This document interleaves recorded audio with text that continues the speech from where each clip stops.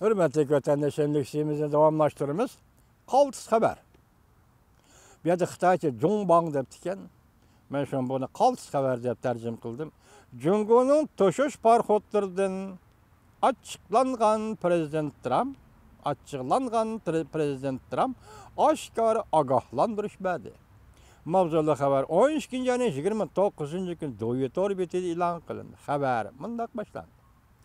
Tebetlerge pikir kaldırıp, Jungo'dan qattiq ümitsizlendim degendiğin keyin Prezident Trump New York Vaqt gazeti muxbirinin ziyaretini kabul kılganda Jungo'ga agahlandırış berip, Jungo'nun Chawshan'ga qo'llangan meydani Amerika'nın Jungo'ga qaratgan savdo siyosatiga ta'sir ko'rsatdi deb ko'rsatdi. New York Vaqt gazeti 13 gün yani 28. günü haber kılıp mındak ko'rsatdi. Prezident Trump Twitter'da fikir kaldırıp, Jungo'nun Chawshan'ga maxfiy xam nefet to'shag'anligini ayblab uzun o'tmay Prezident Goltop meydanida muxbirning ziyoratini qabul qilganda tunji qatam oshkora mundaq ko'rsatdi. Bundan biron men savdo tijorat masalasiga Jungo qaratgan pozitsiyam bak yumshoq bo'lib keldi.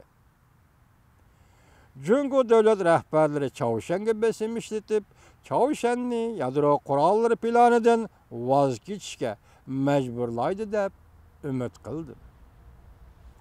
Xabarda mundaq ko'rsatildi. Prezident Trump sabr toqatning pat arada oxirlashganligidan bishorat berdi. Bu Jungo'ning to'shash parxotlari to'g'risida tarqalgan xabardan qattiq ochiqlanganligini ko'rsatib berdi. Muxbirning ziyarati jarayonida Prezident Trump qattiq g'azablanib, hamnepet Chawshan'ga eqib kiryotdi. Bu menga kerak bo'lgan kelishim emas. Agar ular, ya'ni Jungo Chawshan masalasida yordam qilmaydi ekan, undaqda men bundan biron qilaman degan ishimni qilaman deb ko'rsatdi. Xabarda mundaq ko'rsatildi. Bu so'zlar Prezident Trumpning qattiq savdo siyosiy tadbiri qo'llanib, Jungo'ga besim ishlatish mumkinligini texama ulg'aytdi. Gerçi Prezident Trump Jungo'ni ziyorat qilgan mezgilda Jungo'ning ko'p do'stona muomala qilganligini madihlagan bo'lsa-mu, lekin bu qatam Prezident Trump Jungo texama ko'p yordam qilish kerak. Biz yadro tahdidi masalasiga duch keldik. Bu tahdid Jungo uchun ham xavflidir. Bir kun biron Prezident Trump Twitter'da fikir qoldirib mundaq degan edi. Ne hareket tutup elinde, yani parxot dengizde tutup elinde. Jungo'nun yanılı özünün hamnepet to'shig'uvchi parxotlari orqali Chawshan'ga nepet to'shishga ruxsat qilganligidan bak umidsizlandim. Agar mundaq ahvol davomlashadigan bo'lsa, Chawshan masalasini yaxshilikcha hal qilishning chorasi abadiy o'ttirg'i chiqmaydi. Prezident Trump tilga olgan masala Koreya matbuotining Chawshan va Jungo to'shig'uvchi parxotlarining dengizda uchrashganligi, bir qancha qatim Chawshan'ga hamnepet to'shig'anligi to'g'risidagi xabardir. Xabarlarga asoslangan Jungo'ning parxotlari Birlashgan Davlatlar Tashkilotining Chawshan'ni jazolash to'g'risidagi qaroriga xiloflik qilib, Chawshan bilan maxfiy hamnepet savdosi qildi. Asiyoda ma'lum davlatning diplomati bu xabarning rost ekanligini dalilladi. Washington Post gazeti 27 kuni xabar qilib bundaq ko'rsatdi.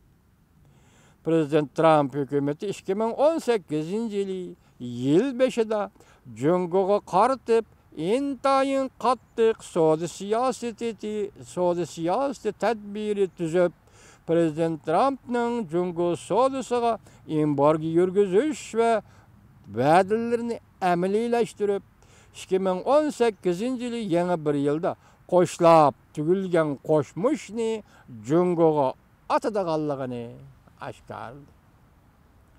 2018-yili yangi bir yilda qo'shlab tugilgan qo'shmushni Jungo'ga qaratib atadiganligini aşkar edi. Bu doğruda Amerika Stratejiya ve Halkara Tadqiqat Merkezinde bir nefer Cungo sodisi mutaxassisi mundaq ko'rsatdi. Prezident Trump'ның bu tadbirni qo'llanishi Jungoga tahdid elib keladiganligini, ularning, ya'ni Amerikaning chaq-chaq qilmayotganligini ko'rsatib berdi.